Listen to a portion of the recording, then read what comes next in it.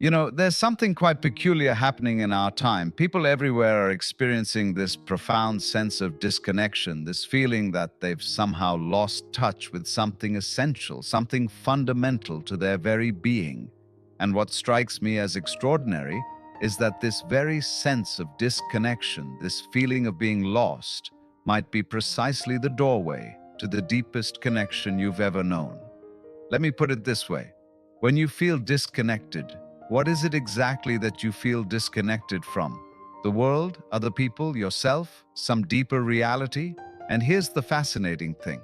To feel disconnected, you must already have some sense, however vague, however obscure, of what connection would feel like. You can't lose something you never had. You can't feel separate from something, and unless at some level, some deep underground level of your being, you already know what it means to be connected. Think about it. A fish doesn't complain about being disconnected from water. A bird doesn't wake up one morning feeling separated from the sky. They simply are in their element. But you have this strange capacity to feel disconnected from your very existence, from the universe itself. And that capacity, that very capacity to feel the disconnection, is itself a sign that you are far more intimately related to the whole thing than you ever imagined. The very pain of separation is the echo of an original unity that was never actually broken. Now, we've been taught to think of ourselves as isolated entities, separate egos inside bags of skin, fundamentally alone in a universe that doesn't care about us. We've been told we must connect, we must reach out, we must bridge the gap between ourselves and everything else. But what if the gap was never there in the first place? What if the sense of disconnection is not a problem to be solved, but an illusion to be seen through?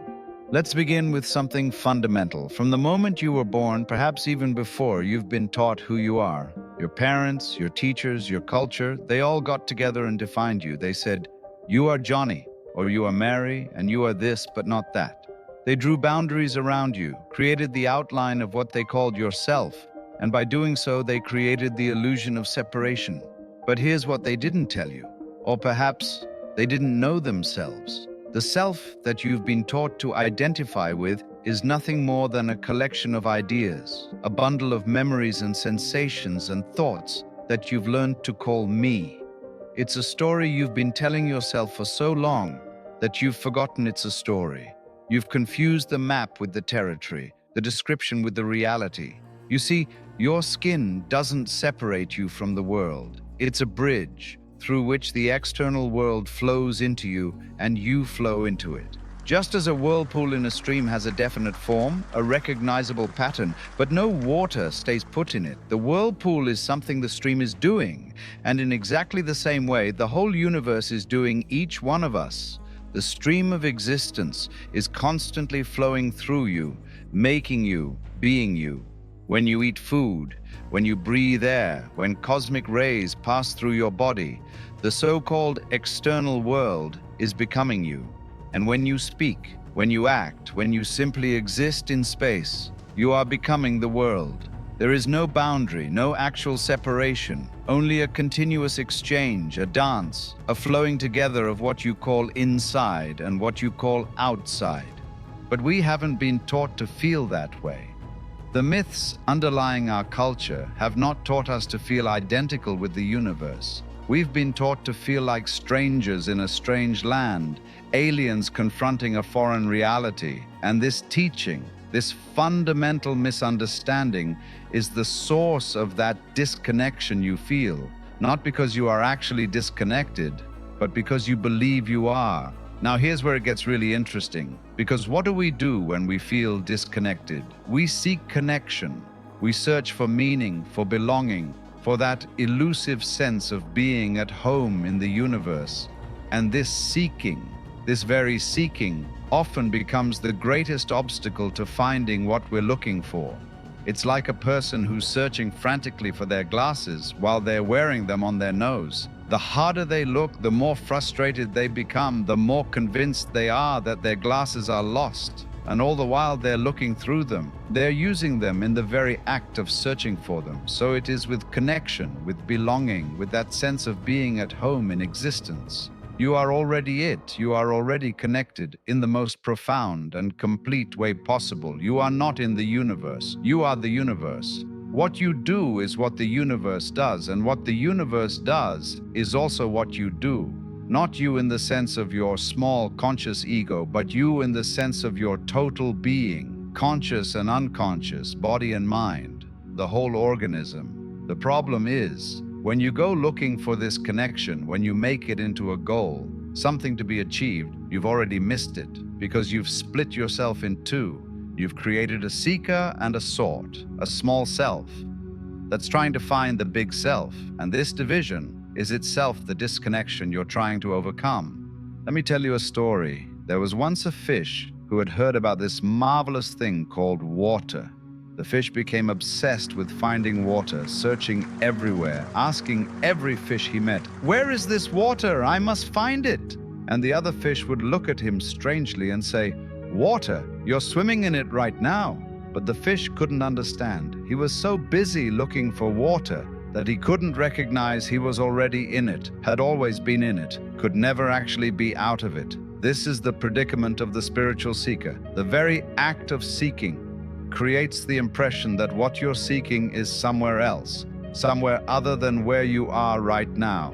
And so you postpone your arrival, you delay your awakening, because you're convinced it's always just around the next corner, just beyond the next achievement, just after the next meditation session. There's an old saying, the more you let go, the more life gives you. And there's profound truth in this, though not in the way most people interpret it.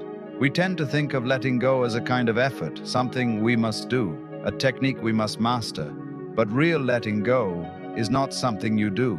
It's something that happens when you realize there's nothing to hold on to in the first place. You see, everything is in decay, everything is falling apart. This is not a problem.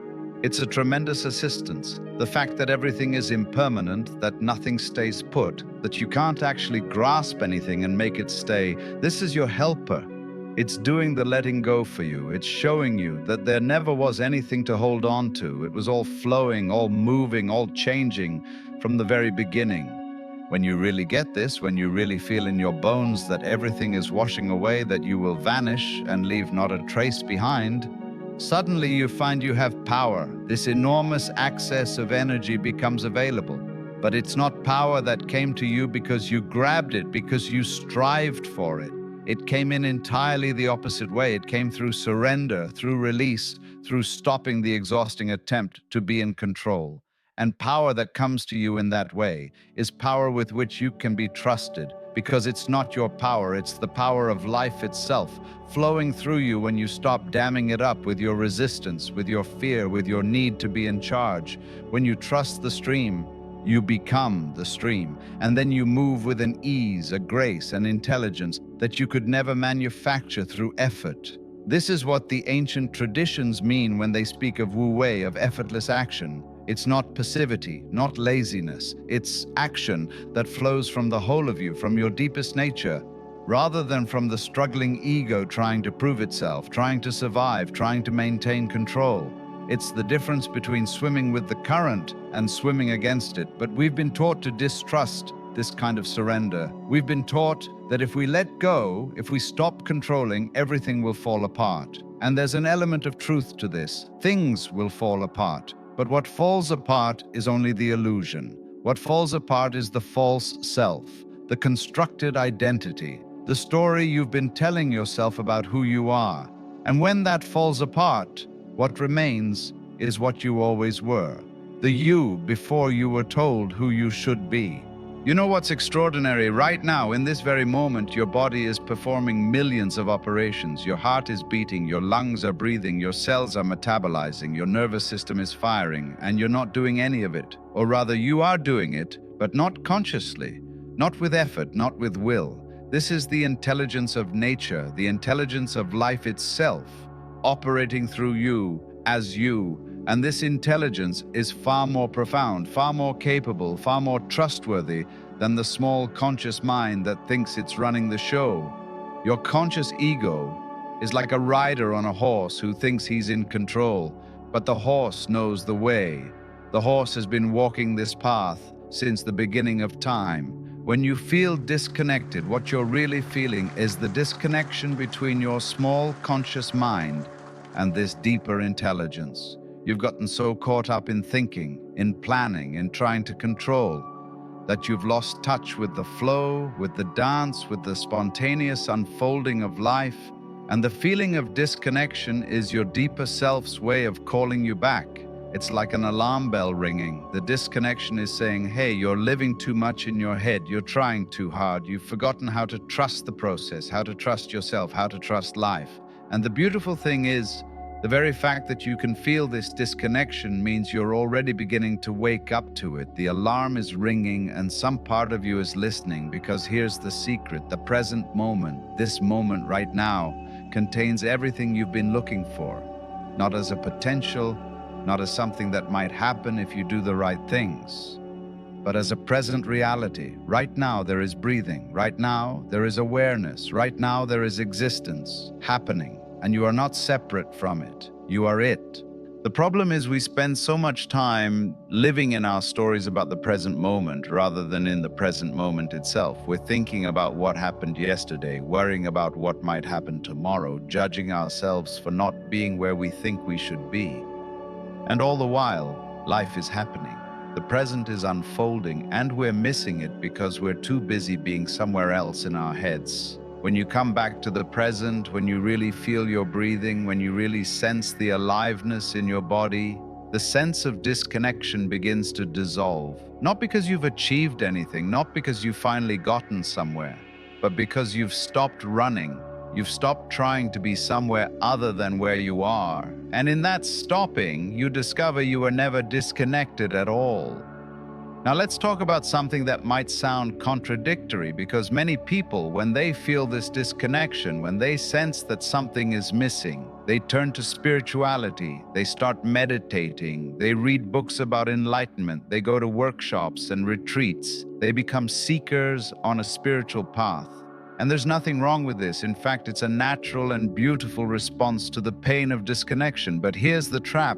If you're not careful, spirituality itself becomes another form of seeking, another way of postponing, of delaying, of staying in that revolving door, and never actually walking through it. You see, meditation exercises are medicinal, not dietary. They're like a brick you use to knock on the door. But you don't carry the brick into the house. They're a raft you use to cross the stream, but you leave the raft on the bank.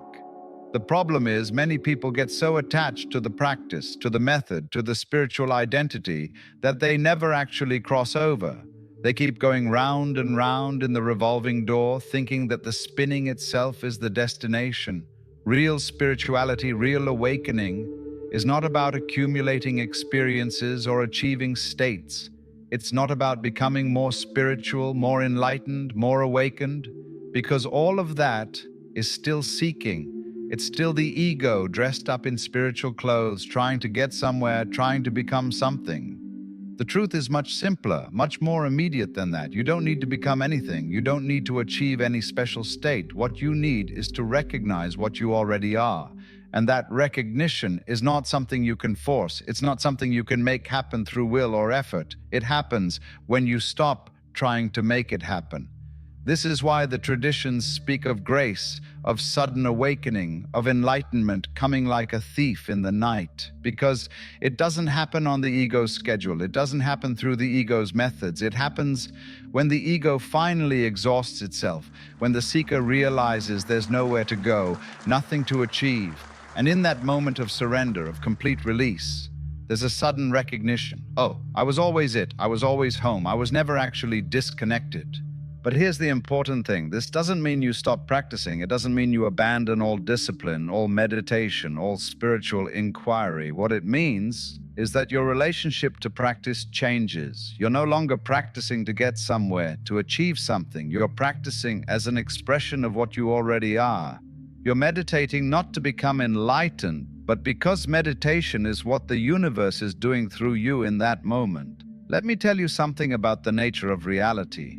The most sophisticated physics of our time tells us that the world is not made of separate, independent things. It's not a collection of isolated objects, each existing in itself. The world is pattern, it's relationship. It's an interconnected web of interactions, a dance of energy and form that can never be divided into truly separate parts.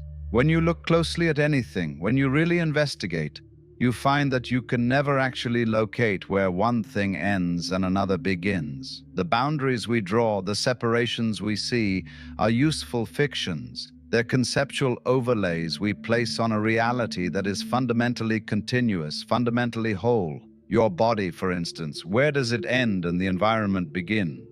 You might say, at my skin, but your skin is constantly exchanging molecules with the air. You're breathing in what was outside, breathing out what was inside. You're eating what was the world and it becomes you.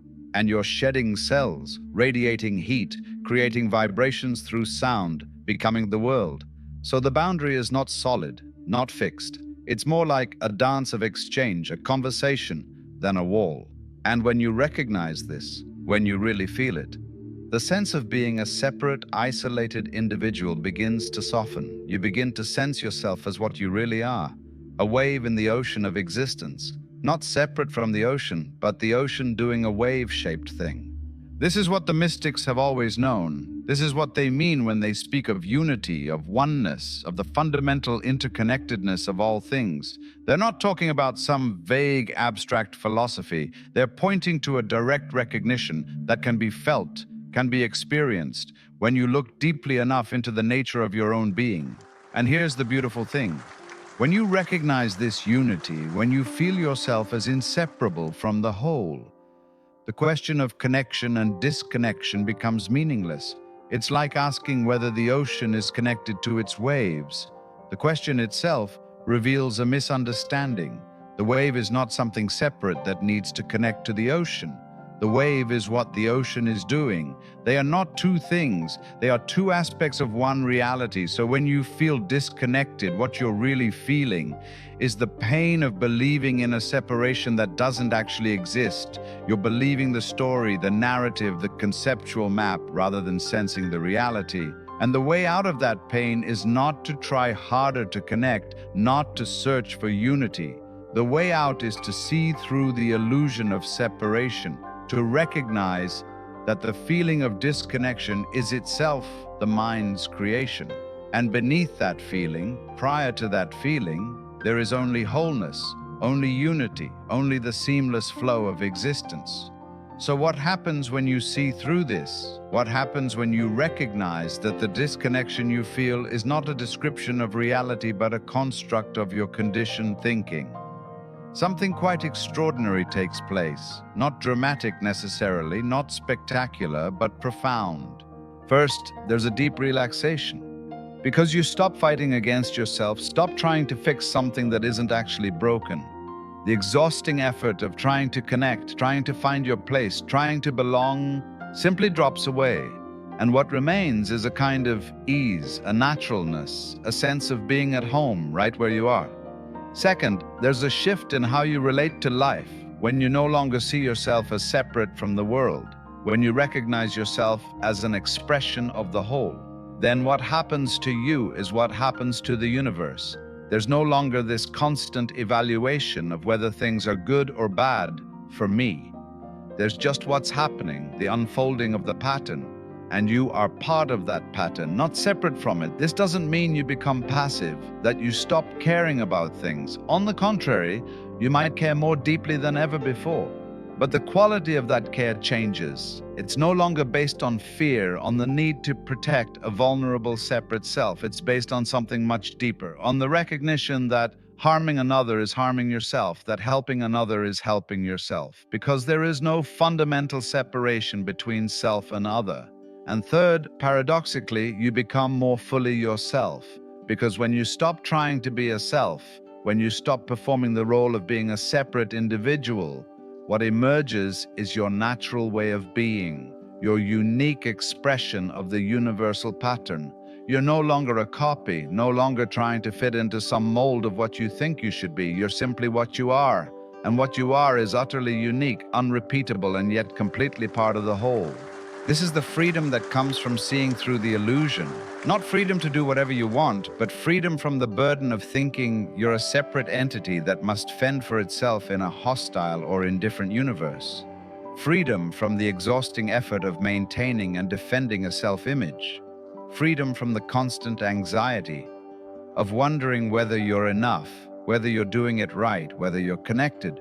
And this freedom is your natural state. It's not something you have to achieve or earn. It's what remains when you stop creating the prison of separation, when you stop believing the story that you are alone, that you are separate, that you must somehow connect to something outside yourself. You know, there's something beautifully simple about all of this. Despite all the philosophy, all the concepts, all the explanations, the truth is very straightforward. You are life, living itself. You are the universe, experiencing itself. You are consciousness, being conscious through this particular form, this particular pattern. The disconnection you feel is just the forgetting of this. It's the result of being taught from earliest childhood that you are something separate, something isolated, something that must struggle to survive and connect and belong. But that teaching was based on a misunderstanding that's been passed down through generations, embedded in our language, our culture, our very way of perceiving the world. And now perhaps you're ready to question that misunderstanding. Not through belief, not through accepting another story, but through direct recognition, through feeling in your own experience the truth of your interconnection, through sensing beneath the thoughts and concepts the aliveness that is you, that is life itself, that has never been separate from the whole. This doesn't require any special practice, any particular technique. It simply requires attention, awareness, a willingness to look, to feel, to sense what's actually here, rather than what you've been told should be here. When you do this, when you bring awareness to your actual experience, you may find something surprising. You may find that the disconnection is a thought, but underneath the thought, there's breathing, there's sensation, there's awareness itself. And that awareness, that presence, is not separate from anything. It's the field in which everything appears, the space in which everything happens. And you are not outside this awareness, looking in. You are the awareness itself, becoming conscious of itself through your particular eyes, your particular experience. So when I say you might be closer than ever, I don't mean you're making progress towards some distant goal. I mean that the very feeling of disconnection, the very pain of separation, is a sign that you're becoming aware of the illusion. And that awareness is the beginning of its dissolution. Not through fighting it, not through trying to get rid of it, but through seeing it for what it is, a thought, a belief, a conditioned pattern that has no more reality than a dream. And when the dream is recognized as a dream, you wake up, not into some special state, not into some altered consciousness, but into the simple, immediate reality of what is, here, now, always. The interconnected, seamless, undivided flow of existence being itself, and you were never actually separate from that. You only thought you were. This requires a fundamental shift in how you relate to consciousness itself. Instead of trying to control or perfect your awareness, you learn to trust the intelligence that operates below the threshold of conscious attention. You recognize that much of what makes you function well happens automatically without your conscious intervention.